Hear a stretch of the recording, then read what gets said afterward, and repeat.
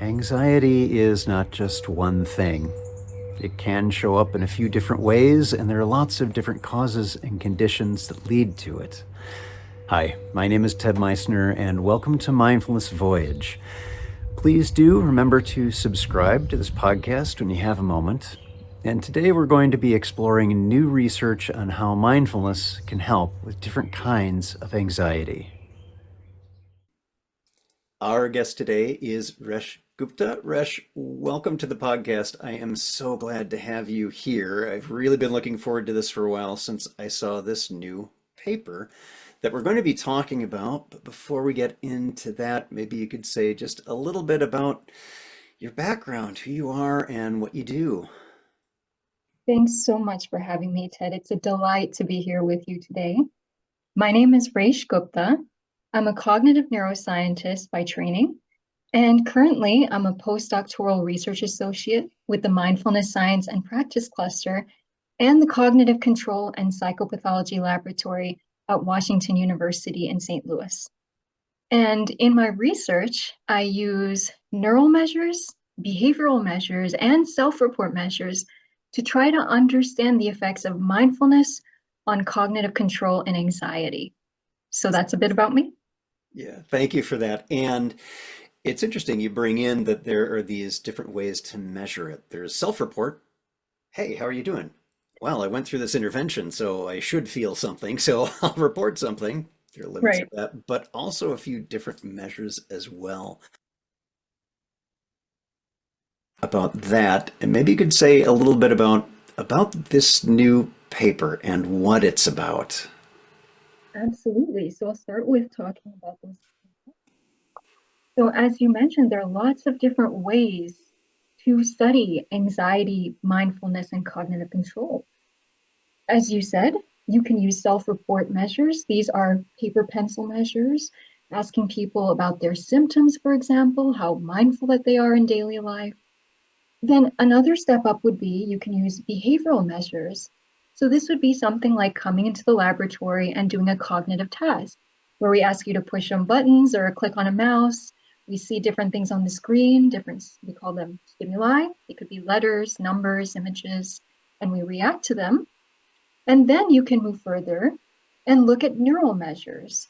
So this is perhaps EEG or electroencephalography, where I put a cap on your head with electrodes on it, and I record your brainwaves as you're doing a task, for example. Or we could have someone go into an MRI machine, and we can conduct functional magnetic resonance imaging, where we look at patterns of activation across the brain or in brain networks as someone is meditating, for example, or doing a task.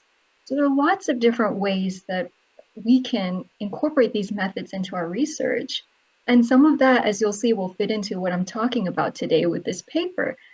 So if it's okay, I'll segue then into talking about the inspiration for the paper. Yeah, so I'll tell you the story of how it came about.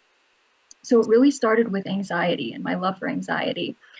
Not experiencing it, of course, but studying it.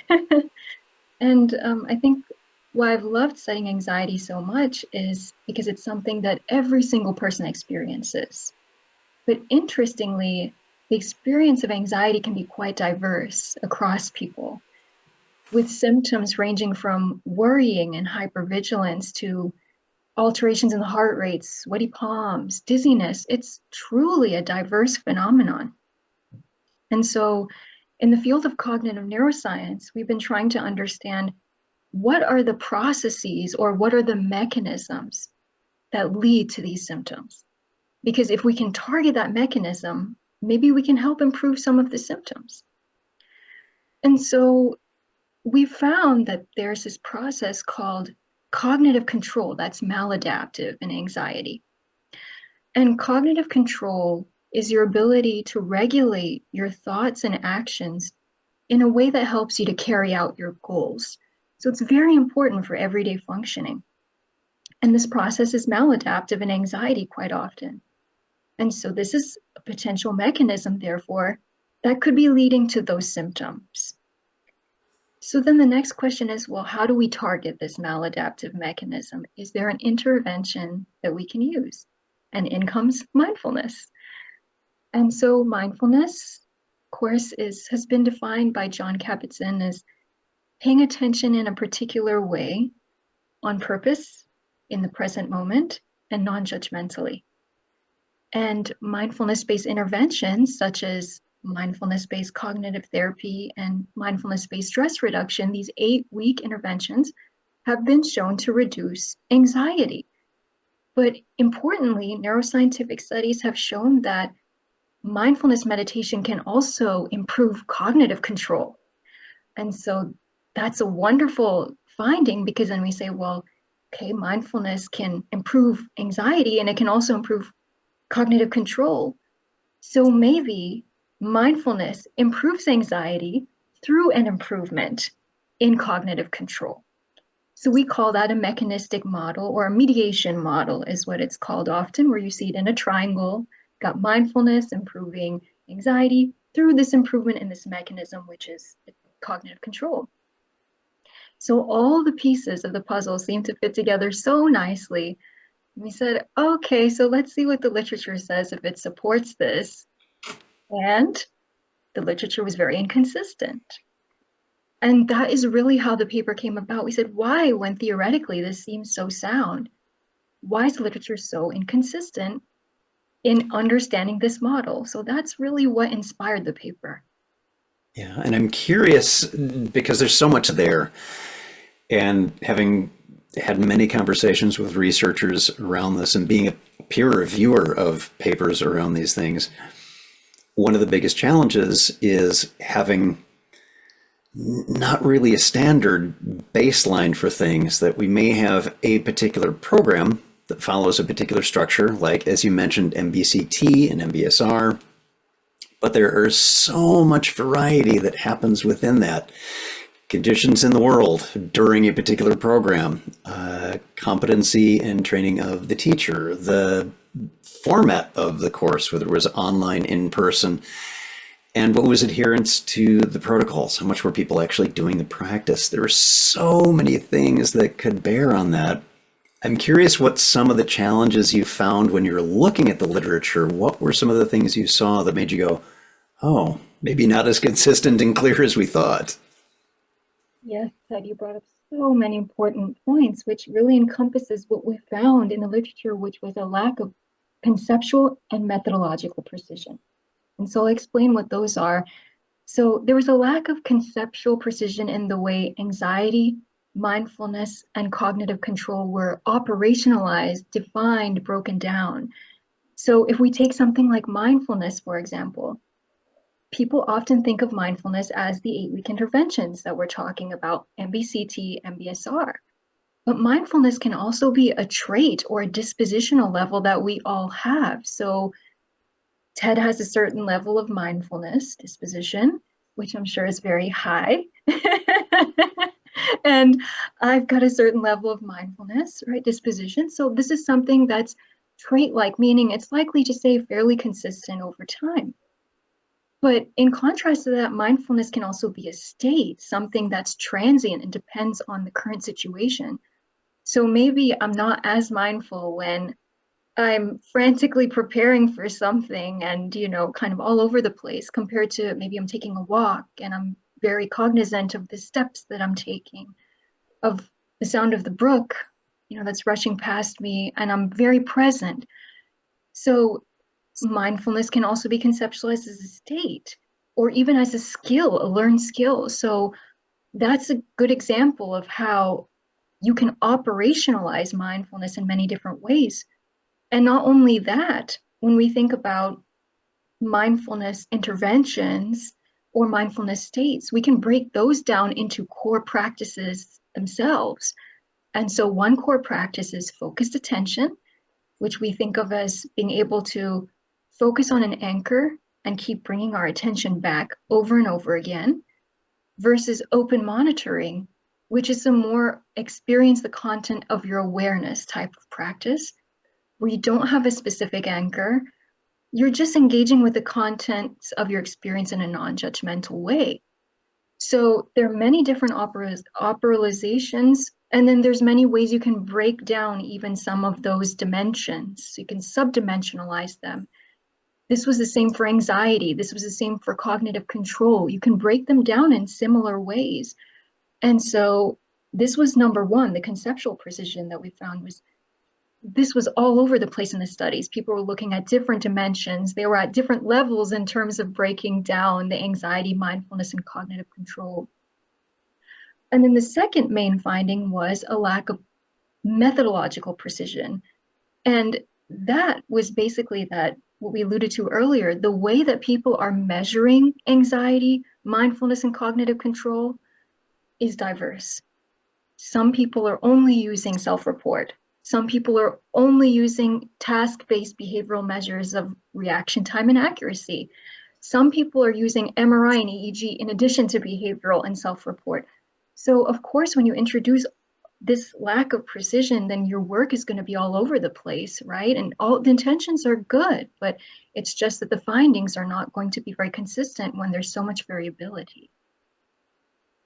Yeah, and it makes it challenging. One of the notes for people who are watching or listening to this later on is that it's not a fault in having this variety. It's an expected thing because not everyone can afford to load someone into an fMRI machine every time. Budgets are very limited, resources are limited. And so we may see some of those limitations appearing as the structure of a particular note of research. So it's not through malintent, it is through just circumstances, but that still leaves the challenging of how to put it all together. Exactly. I think we always try to do the best that we can with what we have and the resources that we're given. And so in the paper, we really try to say, be clear about the dimensions of anxiety, mindfulness, and cognitive control that you're studying. And then as long as you explain that in the paper, in your research, and the theories that you use to drive your hypotheses, that's good, sound research that you're doing, and you're contributing to the knowledge in these areas, which you can see we're still a long way off and having some great understanding of all of them. Yeah. And you did a beautiful job of describing some of these relationships and the difficulties we have just with understanding what do we mean by mindfulness. I'm wondering if you might just give an overview of the framework that was included with the paper so that people can understand, oh, it's not just mindfulness directly to lowering anxiety. There are some steps that go in between there. Absolutely. So we acknowledge that there's this lack of conceptual and methodological precision, which was informed by this narrative review that we did. And so really the main point of the paper was to develop a conceptually and methodologically precise framework to study anxiety, mindfulness, and cognitive control. And so what the framework does is it aligns specific dimensions of anxiety with specific cognitive control deficits, and then matches a specific type of mindfulness practice to these specific anxiety populations with specific deficits. So what it does is it does this theoretically. So we look to the literature and saw, okay, how can we align these dimensions of anxiety with the problems that we expect them to have in terms of cognitive control, and then use a specific type of mindfulness that should be able to target that faulty cognitive control mechanism in those people, rather than just using a one-size-fits-all mindfulness helps anxiety approach. And so what the framework does is it introduces two key theoretical claims to kind of start things off. And then it introduces ways to test these claims experimentally using all kinds of different study designs and methods. So first I'll talk about the theoretical claims a bit. So the first theoretical claim connects a specific type of anxiety called anxious apprehension to a specific type of cognitive control issue with proactive control. This is one type of cognitive control with focused attention, meditation, or mindfulness practice. So people who have anxious apprehension are worrying a lot. And so worry is kind of the main feature of this trait that we call anxious apprehension. So if we think of anxiety, we can break it down into trait anxiety. And one type of trait anxiety or dispositional anxiety is this anxious apprehension where there's a lot of worry that's happening, a lot of future oriented, often negative thinking. But the problem with that is that worry is taking up a lot of space in our working memory. And working memory is where our goals need to be stored. And so if we're thinking about cognitive control and being able to maintain information to carry out our goals need to be able to be stored to be able to function effectively in everyday life. So these people are worrying. Worrying is occupying working memory. And in proactive control, proactive cognitive control, that's what allows us to store our goals and carry out our actions. So one everyday life example that I give of proactive control is imagine that you have to go to the grocery store after work. So what you can do is you can keep that information in your mind. Oh, I need to go to the grocery store after work, so that you can carry out that action properly without getting distracted by other things, without taking up a meeting after work saying, oh no, I got to go to the grocery store, and then you can carry out your action. So that's an example of proactive control. So as you can see, you need to be able to keep that information in your working memory though. So if worry is hogging up all the space, you can't do that. So therefore, that's why we connect anxious apprehension to problems with proactive control. So then the next step is, what can we do about it? What kind of mindfulness should be able to mitigate this problem? Well, focused attention teaches us to focus on an anchor and keep bringing our attention back over and over. It's almost like being able to keep a goal in mind and keep coming back to that goal every time you have some sort of distraction or impediment to it. So focused attention should be quite well equipped to strengthening proactive control. So that brings together these three dimensions in a conceptually precise way, right? Saying this specific type of anxiety will benefit from this specific type of mindfulness. So that's theoretical claim one. I'll pause before I continue to see if there's any questions with that.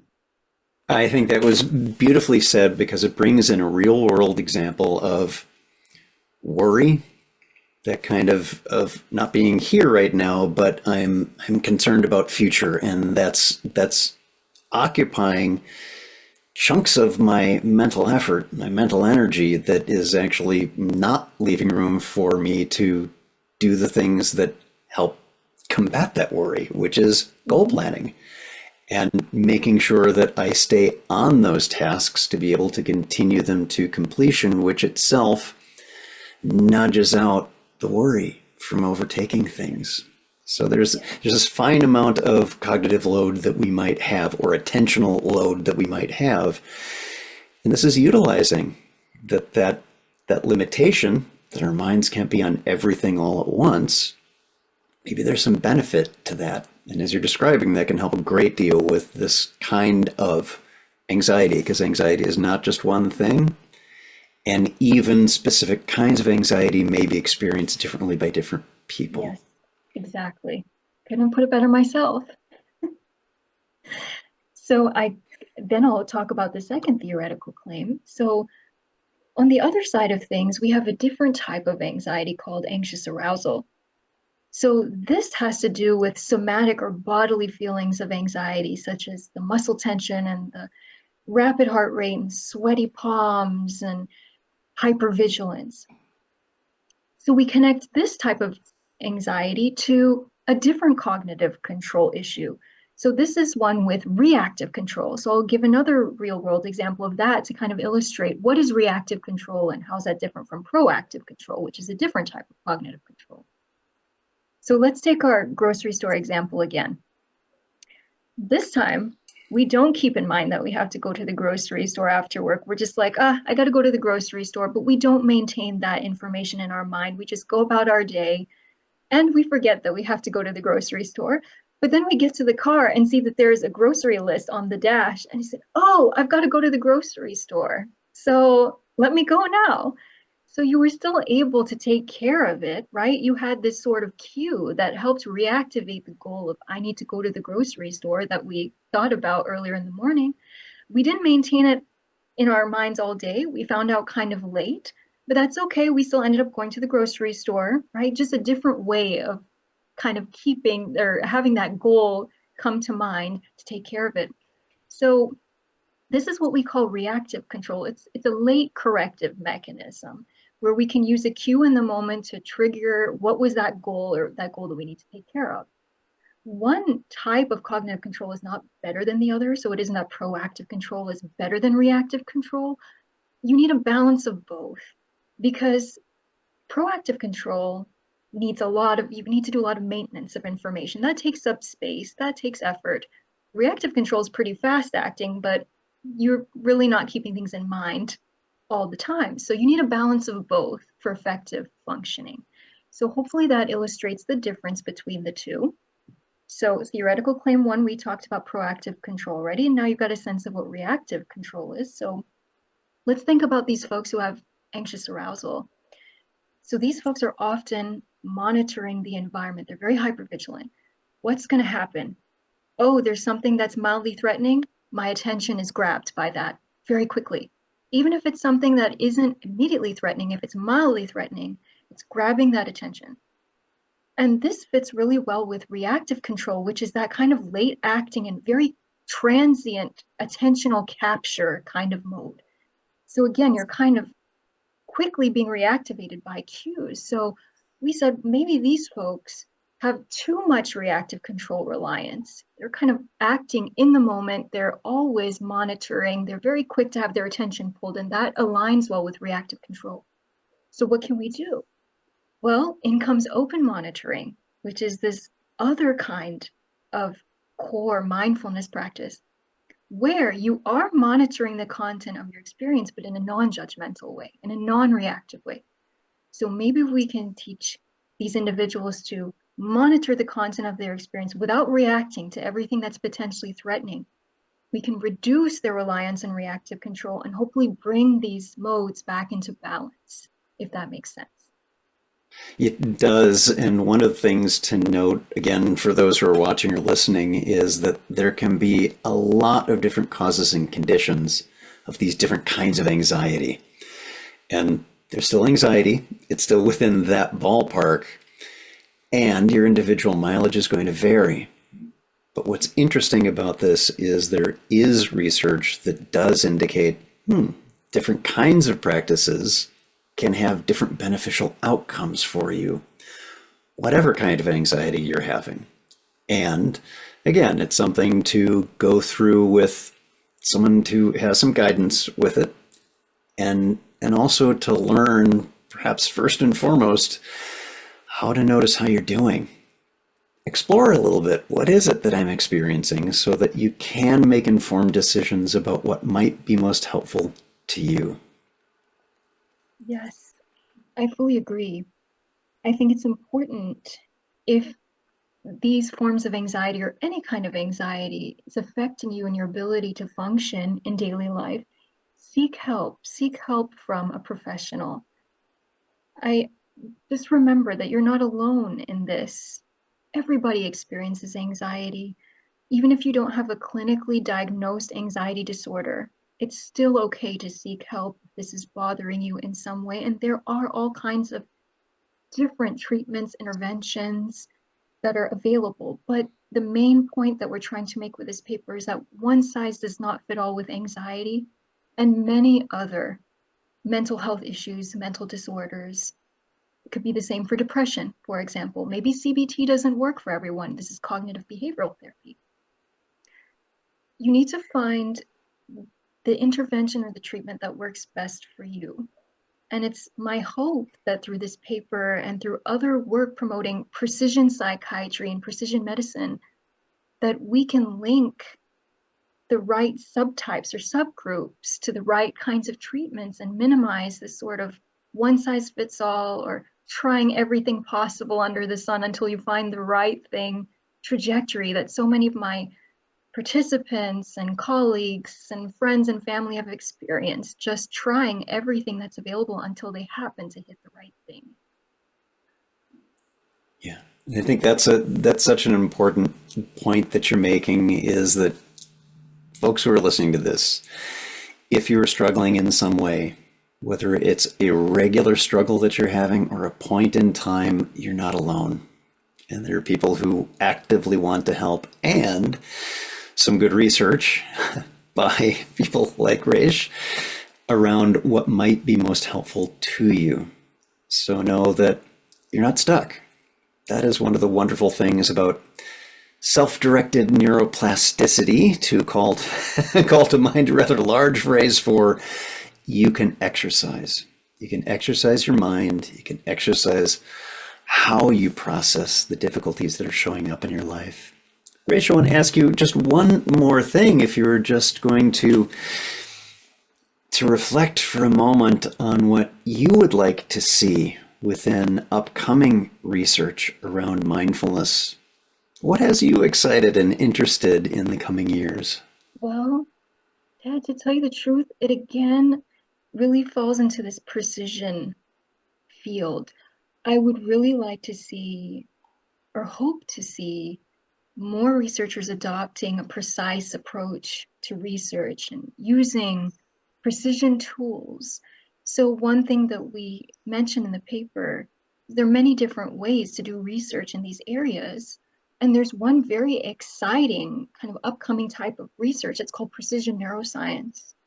And that's where we measure an individual many times to really understand the individual. Because as you've mentioned, Ted, each person is so different and unique.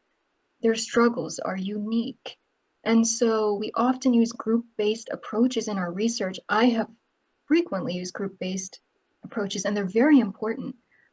But I'm really interested now in getting to understanding the individual and the individual's trajectory across mindfulness training, for example.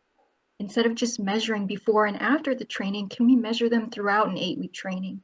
See how their brains change, see how their behavior change, see how their self-report changes across maybe 10 repeated sessions instead of pre and post.